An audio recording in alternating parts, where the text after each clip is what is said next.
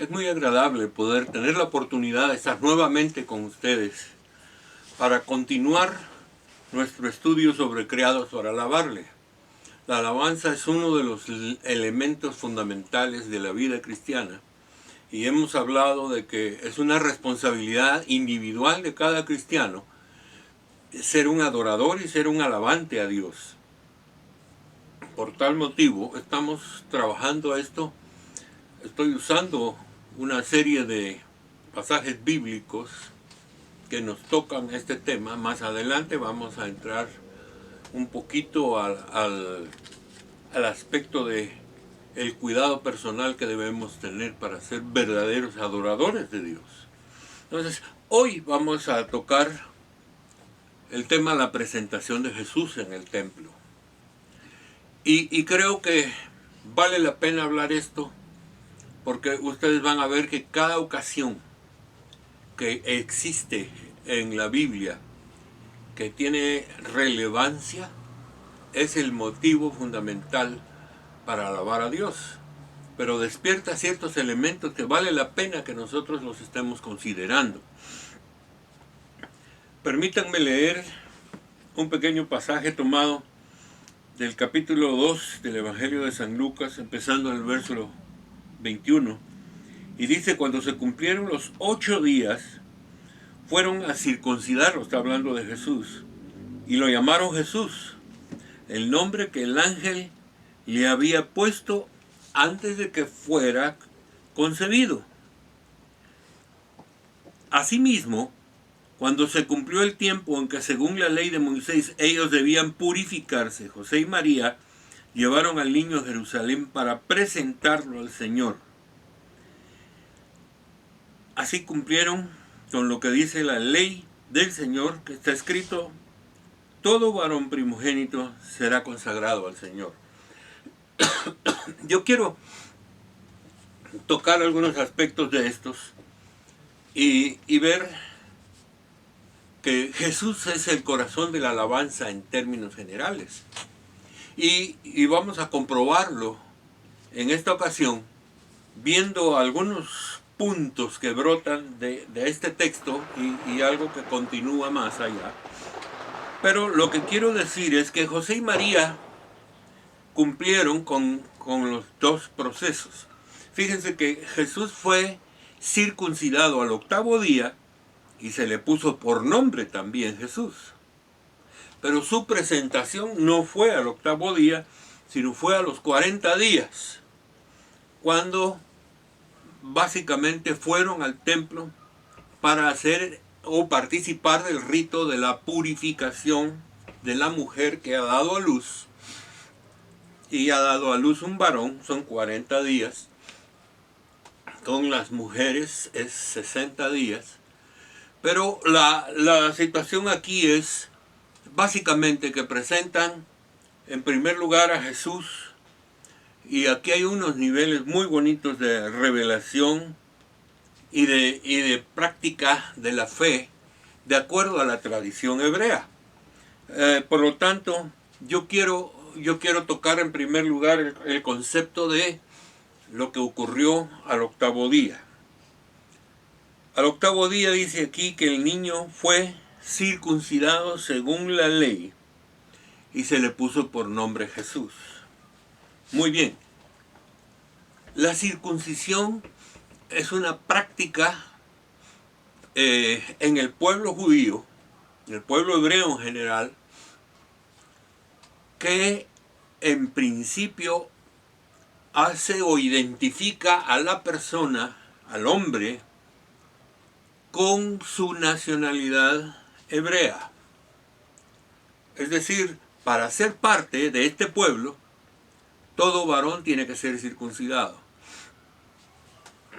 Dios estableció esto como una señal para el reconocimiento de todos aquellos que son fieles a Dios.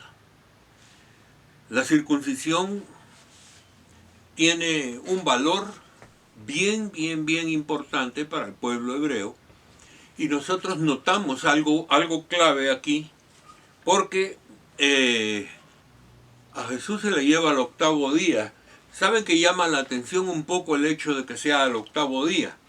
Hoy la ciencia demuestra que todos los datos o el fluir de la vitamina K, que es la que evita que uno se desangre,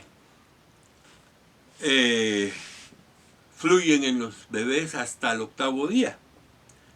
Así que circuncidar a un niño antes del octavo día corre el peligro de desangrar. Hoy acostumbran amarrar el prepucio hasta que se cae, pero en aquel tiempo un cuchillo, una guillotina pequeña o quién sabe qué más cosas usaban. Lo que sí tenemos nosotros que darnos cuenta es que todo ese proceso era importante para formar parte del pueblo y formaba los rituales básicos. El otro aspecto que ocurrió al octavo día fue que le pusieron ya su nombre. Es relevante el hecho de que le pongan su nombre. En la tradición hebrea, los nombres regularmente se ponen de acuerdo al carácter de la persona. Y resulta un poquito complicado pensar que un padre va a saber qué carácter va a tener su hijo para ponerle el nombre adecuado. Pero en este caso, nosotros miramos que el ángel lo reveló. Y el nombre revela no solo el carácter, sino la misión y la función que Jesús tiene en este mundo. Y esa función tiene que ver concretamente con ser el Salvador. El nombre Jesús es básicamente una composición entre dos palabras. La palabra de Dios, el nombre de Dios, en este caso en hebreo sería Yahweh, y el complemento que tiene ahí, que juntos significan Jehová o Yahvé es tu Salvador o el que te salva. Desde un principio se está reconociendo la divinidad de Jesús a través de su nombre. Desde un principio se está presentando también el hecho de que Dios se hizo hombre y habitó entre nosotros, y su habitación entre nosotros tiene el propósito de ser el Salvador de todos los que en Él crean. Así que el nombre Jesús es un nombre altamente significativo. Y creo que debiéramos concentrarnos en este hecho de que su nombre refleja su ministerio completo y su vida. Él no vino aquí para pasarla bien o para trabajar o ser el jefe de familia o el hijo mayor o lo que fuera. Él vino a este mundo para redimirnos. Así que desde un principio Jesús tiene establecido ya el plan de su vida. Y vamos a verlo cómo esto se va estableciendo, porque desde ese día, desde que a Jesús lo llevan al templo y lo presentan, sus datos básicos son revelados. Muy bien, esto ocurrió al octavo día, pero a los 40 días, entonces llegaron José y María con Jesús al templo. Llevaban como ofrenda un par de tórtolas para ser sacrificadas, que es lo que corresponde a la gente de escasos recursos presentar como sacrificio el día de la purificación. La purificación consiste en que la mujer que da a luz, obviamente, tiene sangrado y permanece sangrando por varios días. Y en este periodo, no físicamente, sino espiritualmente, está considerado como impureza. Entonces, esa impureza viene todo un proceso de 40 días, en donde la mujer tiene que quedarse en su casa. Incluso hay indicaciones de que no debe tocar nada santo y debe estar totalmente dedicada al cuidado de su bebé. Bajo este aspecto, nosotros encontramos que de manera natural y con una fe especial, José y María se presentan para hacer el ritual del sacrificio. Así que los lleva a la purificación, por supuesto.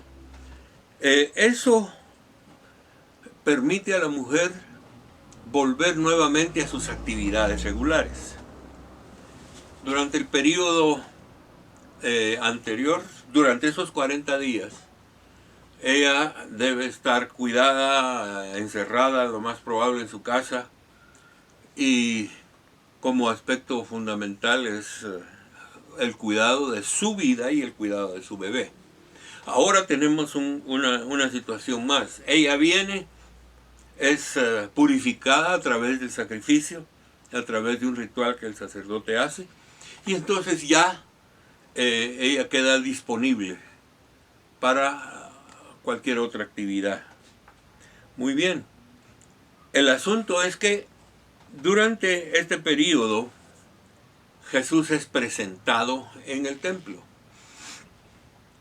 La Biblia dice que todo hijo primogénito debe ser consagrado al Señor.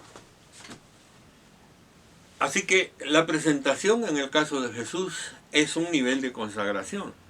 Si ustedes recuerdan, y yo creo que debo mencionar esto, a raíz de que en Egipto la última plaga fue la muerte de los hijos primogénitos de todos los egipcios, lo mismo seres humanos que animales. Después de esto, Dios establece el principio del hijo primogénito. Todo hijo primogénito tiene que ser consagrado al Señor. Y ustedes ven que Dios hace un evento especial en donde cataloga a los hijos primogénitos y pone a los levitas. A los levitas son los primogénitos o los que representan la primogenitura. Y a ellos les dio el servicio del templo y a los descendientes de Aarón, que también son levitas, les dio el sacerdocio. Ahora, esto hace que todo hijo varón que nace como hijo primogénito debe ser consagrado al Señor. Todo animal que nace de las vacas, los corderos, todos son consagrados al Señor. Lo cual quiere decir que, por ejemplo, si a alguien le nace una oveja y es primogénito, tiene que ser consagrada al Señor. Esa no tiene uso para ninguna otra cosa más que para sacrificarla. Entonces el varón se consagra en principio para no ser sacrificado, sino que viva exclusivamente para Dios. Entonces Jesús es llevado al templo y es presentado para ser consagrado al Señor. Yo quiero explicar bien esta parte porque necesitamos entenderla. ¿Qué significa ser consagrado? Fíjense que hay dos palabras parecidas, santificado y consagrado. Santificado viene de Dios, consagrado viene de nosotros. Dios nos santifica, pero nosotros le dedicamos nuestra vida a Dios. Eso es consagración. Cuando yo tomo la decisión personal de dedicar mi vida al Señor, entonces yo estoy consagrando mi vida. Por eso, por ejemplo, algunas traducciones de la Biblia, cuando hablan del turbante del sacerdote, que tiene aquel rótulo, en la Reina Valera dice santidad a Jehová. Pero la verdad es que no es santidad. El rótulo es consagrado a Jehová. El sacerdote es una persona consagrada totalmente a Dios, en su vida, en su trabajo, en todo lo que hace. Entonces, esto es lo que está pasando con Jesús. A Jesús, aún sin pedirle permiso, pero es lo que Dios establece, es consagrado. Es obvio que Jesús ejerció ese principio en su vida y fue consagrado al Señor. Desde niño fue un niño bastante extrovertido y sabio en cuanto a la palabra de Dios, al punto de que a los 12 años pudo ir a discutir la palabra de Dios con los sacerdotes. Así que Jesús es consagrado como hijo primogénito y dedicado al Señor. Por lo tanto, Él está participando de uno de los aspectos más importantes que nosotros vemos en la Escritura: su dedicación a Dios totalmente. Todos los primogénitos tenían esa responsabilidad. Es obvio que muchos no lo cumplieron, pero en el caso de Jesús, a quien estamos nosotros nombrando, en el caso de Jesús fue exclusivamente el hombre que consagró su vida al Señor. Así que si nosotros miramos todo este aspecto, nos damos cuenta de algunos elementos que son claves. Jesús viene a hacer que su vida sea para la gloria de Dios en todo momento. Y nos da una tremenda lección a nosotros, porque uno de los aspectos básicos que nosotros tenemos como hijos de Dios es esto: que como hijos de Dios también tenemos que ser dedicados a Dios. Somos consagrados. Dios nos habla a nosotros de que todo su pueblo es un pueblo consagrado a Él. Entonces, yo creo que bajo este principio, nosotros aprendemos de Jesús elementos fundamentales para nuestra vida: la consagración. Cuando una persona es consagrada a Dios, también viene un proceso de arriba, de Dios, que es santificación. Somos apartados, somos dedicados de parte de Dios para Él, para su gloria. Entonces, en este momento, y aquí es donde entran algunos aspectos bien claves de todo esto. En la parte siguiente, empezando en el verso 25, dice: en Jerusalén había un hombre llamado Simeón, que era justo, era devoto y aguardaba con esperanza la redención de Israel. El Espíritu Santo estaba con él y le había revelado que no moriría sin antes ver al Cristo, el Señor, es decir, al Mesías. Movido por el Espíritu fue al templo, cuando el niño Jesús lo llevaron sus padres para cumplir con la costumbre establecida por la ley. Simeón es este hombre. Y saben, la explosión de Simeón cuando tiene al niño, seguramente lo toma en sus brazos y empieza un cántico. Le voy a llamar un cántico, pero es un canto profético. Simeón empieza y dice: según tu palabra, soberano Señor, ya puedes despedir a tu siervo en paz, porque han visto mis ojos tu salvación, la que has preparado a la vista de todos los pueblos, luz que ilumina a las naciones y gloria de tu pueblo Israel. Esto es un cántico, es una alabanza, pero al mismo tiempo es una profecía. Está Simeón hablando con Dios y le está diciendo: Señor, con mis propios ojos he visto al Salvador. No el Salvador de Israel solamente, el Salvador del mundo. Con mis propios ojos, así que yo ya puedo descansar en paz, porque yo ya conozco a aquel que es el Salvador, aquel que es la luz del mundo. Simeón está verdaderamente impactado y bajo eso los papás del niño estaban asombrados de lo que estaba profetizando Simeón, pero todavía Simeón viene y lanza otra palabra, ahora no para Jesús, sino para María.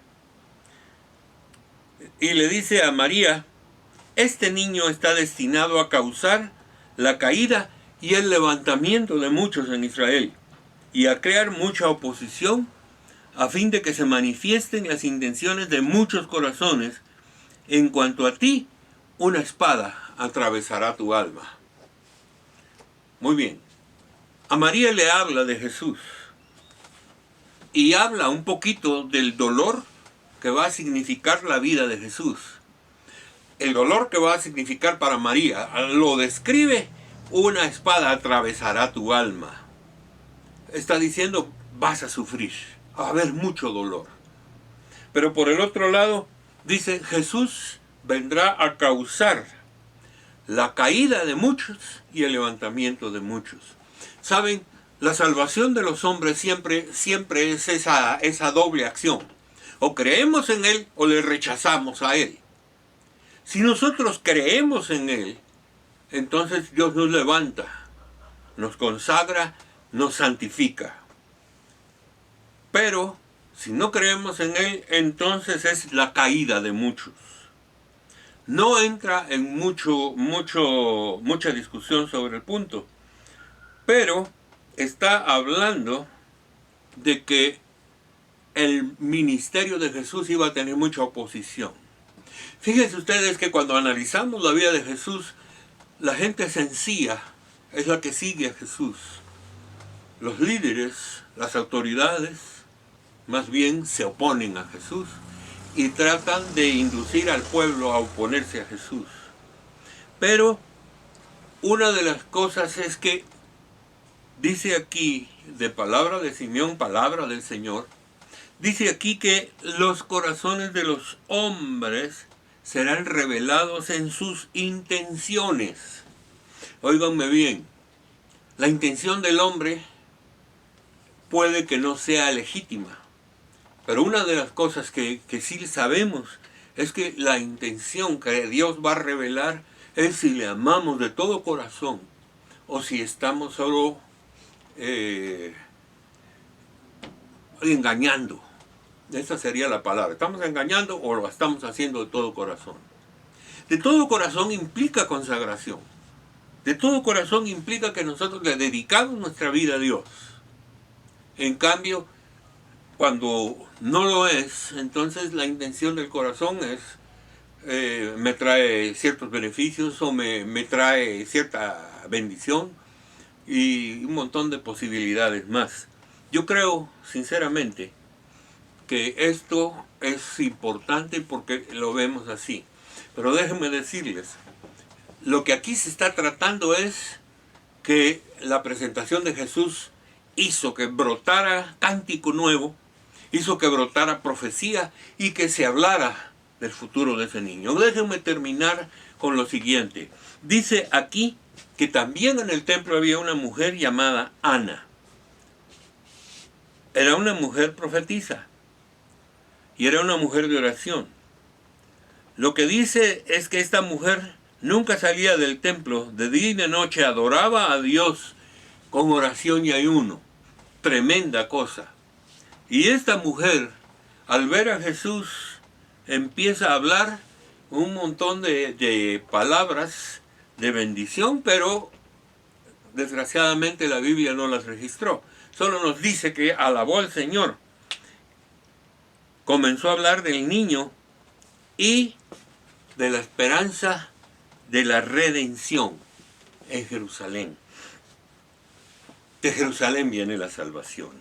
Así que nosotros debemos entender que todo lo que pasó con la presentación de Jesús en el templo despierta literalmente un espíritu de alabanza y un espíritu de alabanza profética.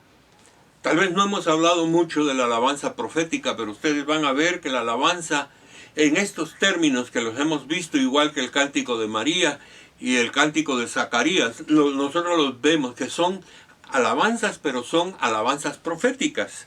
Y aquí Simeón está haciendo exactamente lo mismo. Así que cuando Jesús es consagrado, ahí se revela su futuro, ahí se revela todo y despierta una alabanza sobre todo lo que Jesús va a hacer tan grande que Lucas, al investigar la historia, no quiso dejar esto en el aire y nos lo dejó por escrito para que nosotros supiéramos cuán importante es que Jesús, en donde aparece, despierta adoración.